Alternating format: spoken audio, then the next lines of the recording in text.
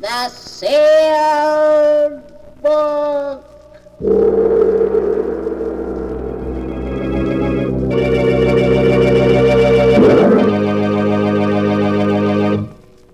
Once again, the keeper of the book is ready to unlock the ponderous volume in which is recorded all the secrets and mysteries of mankind through the ages, all the lore and learning of the ancients, all the strange and mystifying stories of the past, the present, and the future.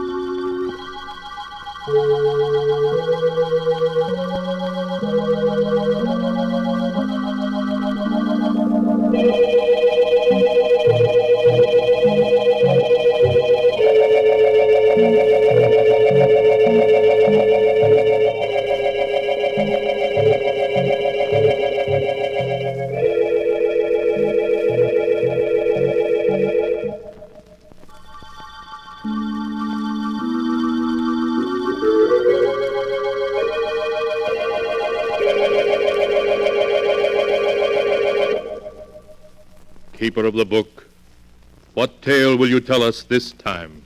First, I must unlock the great padlock which keeps the sealed book safe from prying eyes.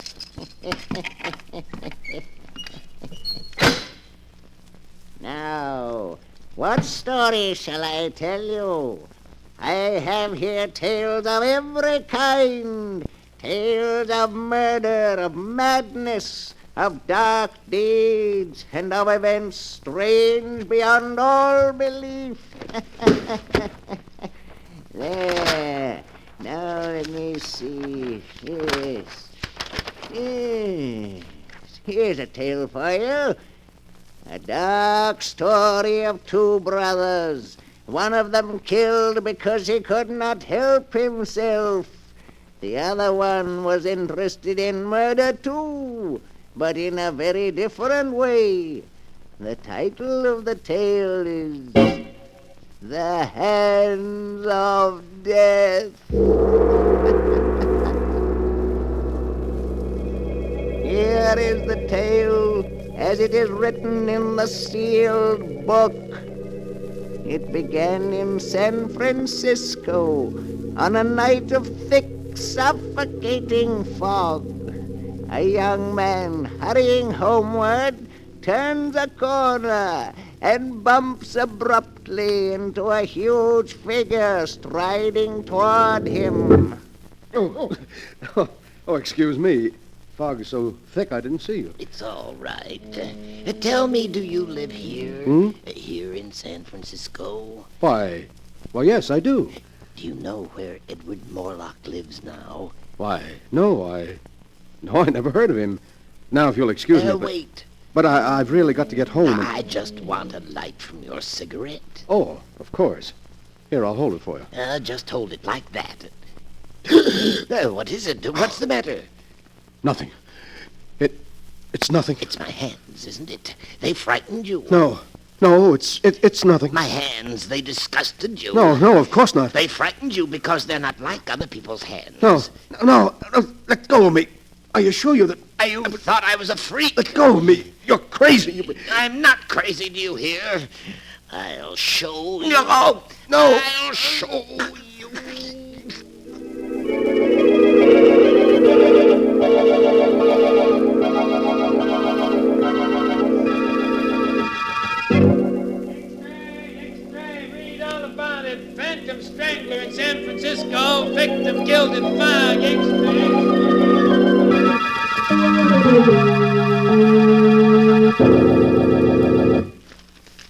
So, the Phantom Strangler is at work in San Francisco.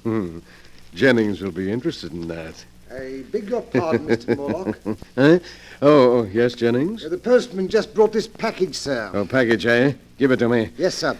Now wheel me over to the window. Of course, sir. This is close enough, Jennings. This package, I suppose you noticed it came from my agent in New York? Yes, sir, I did. Then perhaps you can guess what's in it.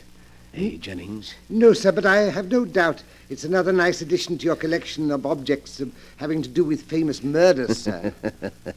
Yes, indeed. A nice addition. But speaking of murders, have you seen this morning's San Francisco paper yet? No, sir. Well, look at these headlines. Read them out loud. Playboy murdered in fog. Phantom Strangler breaks victim's neck. Then he's back. Your brother Kane is back. Yes, back in San Francisco, looking for me. And he'll keep looking for you. And if he finds you, he'll kill you. Yes, he's dedicated his life to that purpose. And all because he feels I cheated him out of his share of the money our father left us. Oh, it's a great pity. Yes, sir. Of course, we know the truth. Quite so. As you say, we know the truth. However, I hardly think Kane will find me here. No, sir. So we'll forget about him. Jennings, tomorrow afternoon, a neighbor's dropping in for tea. A neighbor, sir? Yes, Inspector Tennant, the head of the local police force. He's coming to view my little collection. Of course, sir. He may bring a friend with him, so have plenty of everything. Yes, sir. Well, that's all. What are you waiting for? Excuse me, sir. I wanted to speak to you about this check you gave me yesterday for my month's salary. Well, what about it? It's for the usual 500, isn't it? Yes, sir, but you see, Mr. Morlock, I've been thinking in these times I ought to have more. More? Just how much do you consider your services worth, Jennings? Shall we say 1,000 a month? 1,000 a month? It's quite reasonable, I think. After all, if I were to tell the authorities all I know about your father's will, and how it happened that the entire fortune came to you and none to Kane... Never mind, Jennings. I'll make out another check. Thank you, sir. But be careful you don't drive me too far, or you may regret it. Oh, I think I'll be safe enough, Mr. Morlock. After all, confined to that wheelchair as you are, you need me. That's enough. You'll get your check later. Yes, sir. Very good, Mr. Morlock. So you're getting greedy, are you, Jennings? I must find some way to discourage you. Yes, some way to discourage you.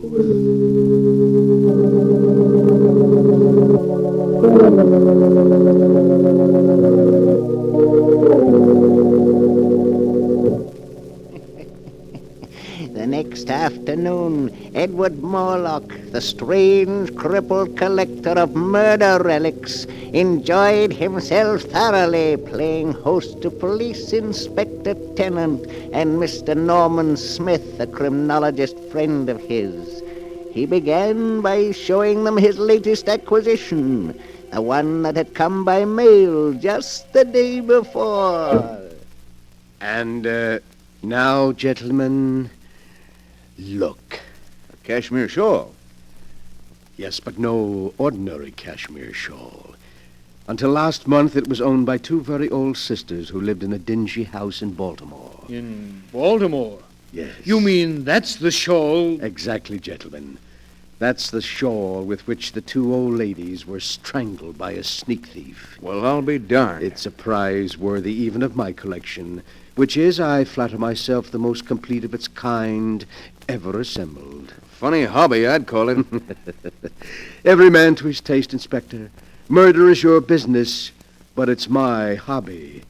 Now, if you'll just pull back those curtains there, the rest of my collection is on the shelves behind them. These curtains? That's right.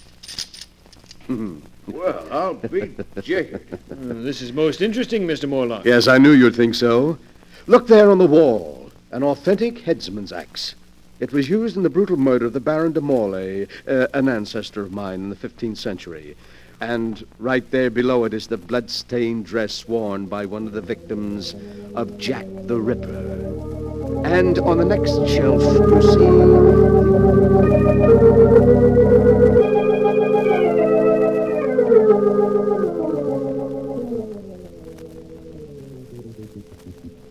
And so there, gentlemen, you have the highlights of my collection.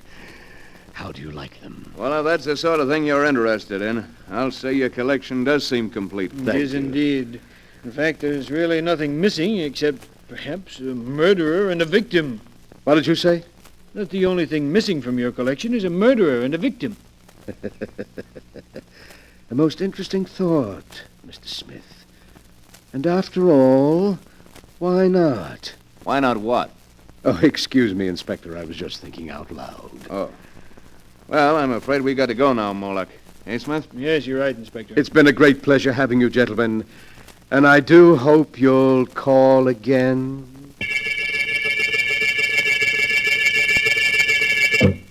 Yes, Mr. Morlock, you rang? Yes, Jennings.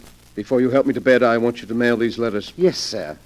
They're to major newspapers in San Francisco and contain a message to be inserted in their personal columns. A message? Yes, to my brother Kane.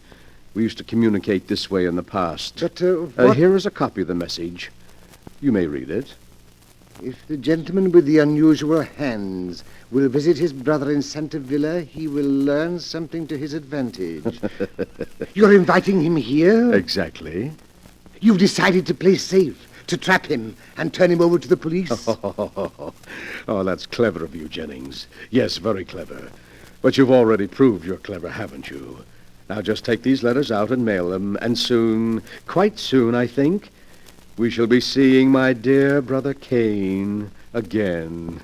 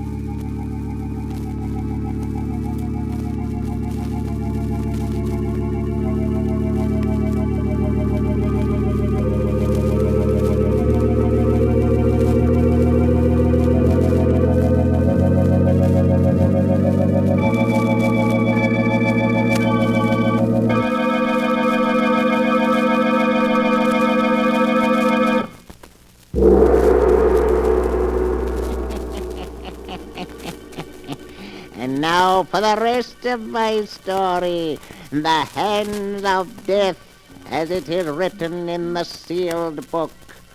After Edward Morlock had put into effect his plan to bring his brother Kane to him, he sat in his wheelchair and waited, seeming much amused at some secret thought of his own. One day passed, then two, then three, and then the newspapers carried strange news. new headlines. Extra, read all about it. Phantom Strangler in Los Angeles. Extra, read all about it. So Brother Kane was in Los Angeles last night, Jennings. He's getting closer. I shouldn't be surprised if he arrived here tonight. I don't like it. Oh, nonsense, Jennings. You know you've got nothing to fear from Kane. Unless, of course, you're so careless as to make some remark about his hands. I know, but he intends to kill you. I think I'll be able to control him. I want you to bring me a glass of milk. Kane is very fond of milk. Glass of milk? With a triple dose of sleeping powder in it. But I don't understand. Never mind. Just do as I say. What's that? I imagine that's Kane now. Kane? Here, already? Quick. I'll let him in. You get that glass of milk ready. And bring it in when I ring. Yes, sir. When you ring, sir. Oh, come in, Kane. I've unlocked the window. Yes, I'll come in, Edward. Now that I've found you at last. Well, I'd hardly say you found me, Kane. I sent for you. It's the same thing. Now I'm where I can put my hands around your throat at last. I'm going to kill you. Do you hear? Kill you. Kane, sit down. What? Sit down. I want to talk to you. All right, I'll sit down, but you can't change my mind. Tell me, Kane, how many people have you killed since you got out of the penitentiary? 7. 7 murders? They looked at my hands. They were disgusted. I didn't kill them. My hands did. You hear? I didn't want to kill them, but my hands killed them anyway. Why, of course, I understand. Your hands. Your great-grandfather had hands like yours, you know, Kane. Don't talk about it anymore. Of course not, Kane. But you must be hungry. I'll ring for Jennings. He'll fix something for you. Yes, I am hungry. But please, Kane, don't startle the poor fellow. You know, he's very much afraid of you. Why? Why is he afraid of me? It's your hands. He says they give him nightmares. My hands give him nightmares? Oh, you mustn't blame him, Kane. He can't help it. My hands give him nightmares. Yes, sir. I've brought you a glass of milk, Mr. Morlock. My hands frighten Oh, me. thank you, Jennings. Just put it down here. Yes, sir. Why are you looking at me like that, Jennings? I'm not looking at you, Mr. Kane. You're looking at my hands. They upset you. They give you nightmares. No, Mr. Kane, that's not true. I'll show you. I'll give you a reason to be afraid of my hands. Mr. Morlock, help me. I'll show you. I'll Let show go, you're you. kidding. Help. There. That'll teach you to be afraid of my hands. You can let him go now, Kane. He's dead. My hands, they've killed again. Yes, he's dead. Oh, you've been very wicked, Kane. I didn't want to kill him. My hands did it. My hands, you hear? You must be quiet now, Kane. You must rest. I didn't want to kill him. Here, drink this milk, then lie down and rest for a while. We'll talk some more in the morning. All right. I'll drink it. I'll take care of everything. Ah. That's right, Kane. Lie back and sleep. Sleep soundly.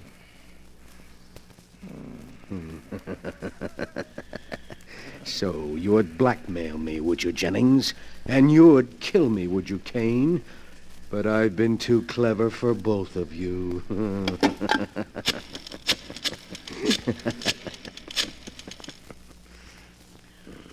Hello. Hello, police headquarters.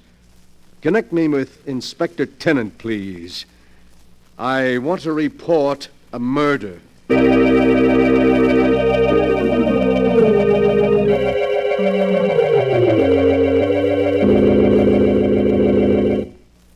And so, there you are, Inspector. Kane was in the penitentiary for assault with intent to kill. Apparently, he escaped since then. He's been seeking for me, meaning to kill me. Good heavens, Morlock. Then he's the strangler who's been doing all these killings. Yes, I'm afraid so. Oh, and I never guessed until he showed up tonight to kill me, because he thought, you see, quite wrongly, that I had cheated him of his inheritance. Jennings bravely came to my rescue, and Kane throttled him. Then I tricked Kane into drinking some drugged milk, and, well, there you are. But why, man? Why? Why did he kill all these people? Because of his hands. His hands? Well, you saw his hands. Tremendously strong. Not hands at all, really, but more like demon's claws. Kane is morbidly sensitive about his deformity. When he feels someone is frightened by his hands, he kills them. Just like that. It's a good thing we got him at last. You can take him along now quite safely, but be sure to keep him well locked up, Inspector, and don't let anyone get within reach of his hands.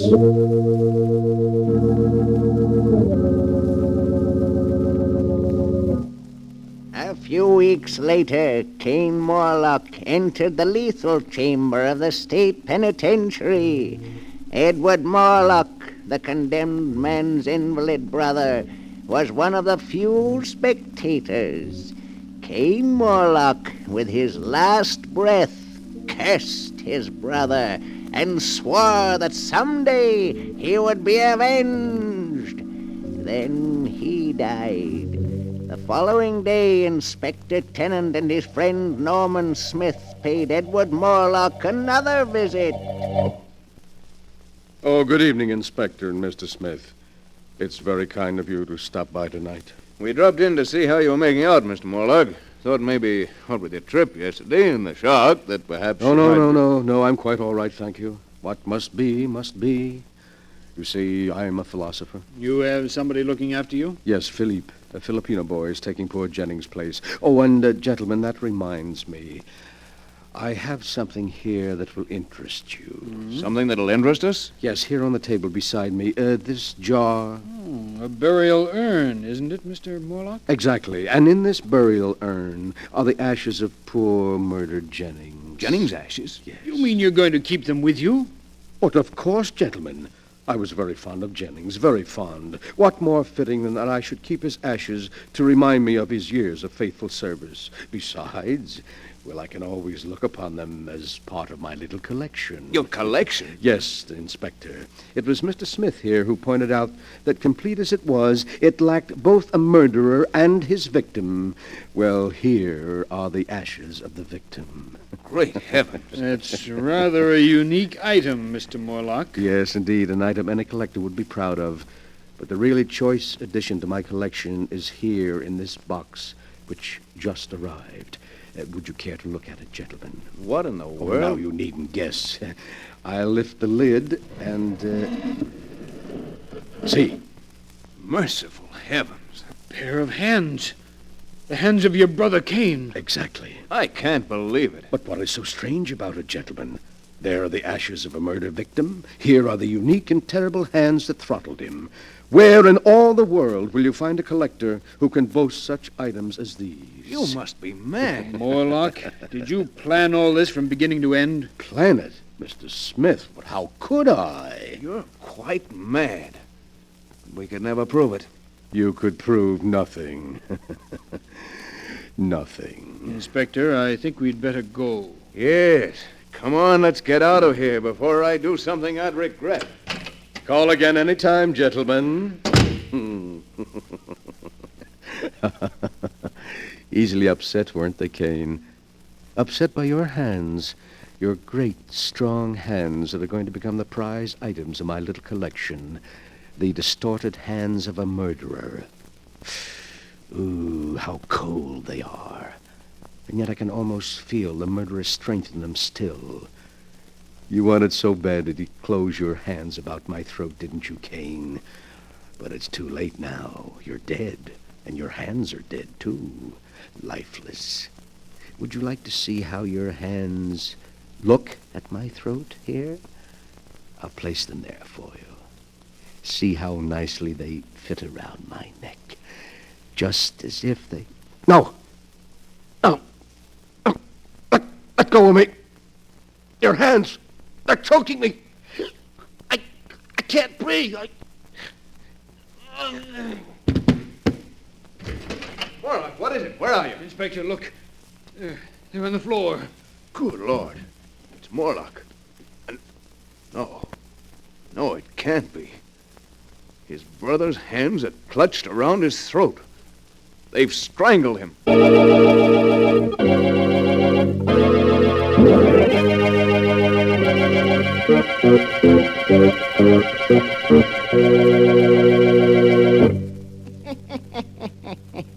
And that is the story of the Hands of Death, as it is written in the sealed book. Edward Morlock was quite dead when they found him, with his brother's severed hands about his throat. But they called his death heart failure. For who would believe that two dead hands by themselves could wreak the vengeance that Cain Morlock swore to have before he died? And perhaps it was heart failure. Perhaps Edward Morlock, thinking he felt the hands move, died of sheer terror. You'll have to decide for yourself which is true. The answer is not written here.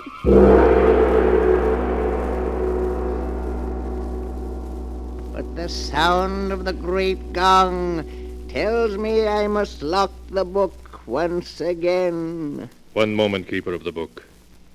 What story from the sealed book will you tell us next time? Next time? Are you sure you want to know? Perhaps my next story will be about you. For I have here all the stories that ever happened, and many that have not yet come to pass. But I'll find one for you in just a moment.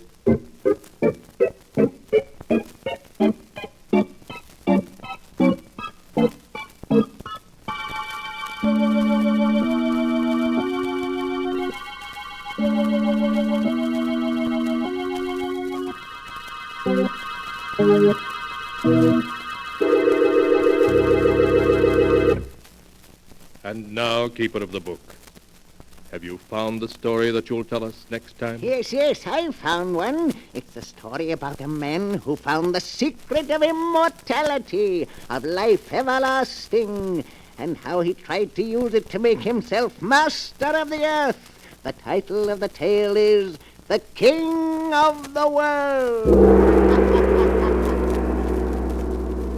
Be sure to be with us again next time, when the great gong heralds another strange and exciting story from The Sealed Book. The Sealed Book, written by Bob Arthur and David Cogan, is produced and directed by Jock McGregor.